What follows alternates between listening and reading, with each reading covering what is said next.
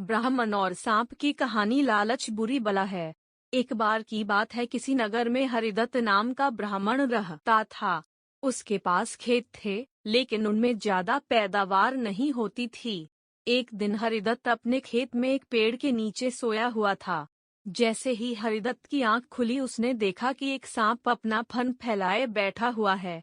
ब्राह्मण को एहसास हुआ कि यह कोई साधारण सांप नहीं है, बल्कि कोई देवता है। ब्राह्मण ने निर्णय लिया कि वह आज से इस देवता की पूजा करेगा। हरिदत्त उठा और कहीं से जाकर दूध ले आया। उसने मिट्टी के बर्तन में सांप को दूध पिलाया। दूध पिलाते समय हरिदत्त ने सांप से क्षमा मांगते हुए कहा कि हे देव, मैं आज तक आपको साधारण सांप समझता रहा, मुझे माफ कर दीजिए। अपनी कृपा दृष्टि से मुझे बहुत सारा धन धान्य प्रदान करे प्रभु। ऐसा कहकर हरिदत्त अपने घर वापस आ गया। अगले दिन जब वह अपने खेत पहुंचा, तो उसने देखा कि जिस बर्तन में उसने कल सांप को दूध पिलाया था, उसमें एक सोने का सिक्का पड़ा हुआ है। हरिदत्त ने वो सिक्का उठा लिया। अब हरिदत्त रोज सांप की पूजा करने लगा और सांप रोज उसे एक सोने का सिक्का देने लगा। कुछ दिन बाद हरिदत्त को दूर किसी देश जाना पड़ा, तो उसने अपने बेटे से कहा कि तुम खेत में जाकर सांप देवता को दूध पिला आना। अपने पिता की आज्ञा से हरिदत्त का बेटा खेत में गया और सांप के बर्तन में दूध रखाया। अगली सुबह जब वह सांप को दूध पिलाने गया, तो उसने देखा कि वहां सोने का सिक्का रखा हुआ है।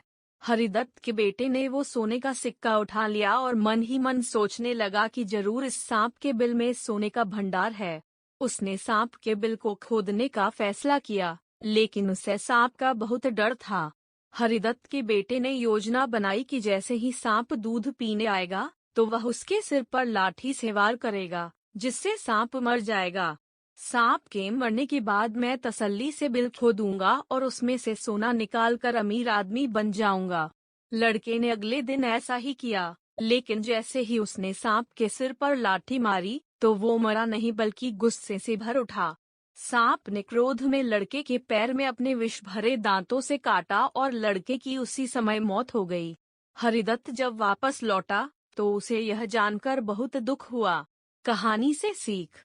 बच्चों, लालच का फल हमेशा बुरा होता है, इसीलिए कहते हैं कि कभी लालच नहीं करना चाहिए। हमारे पास जो भी हमें उसी से संतोष करना चाहिए और हमेशा परिश्रम करते रहना चाहिए।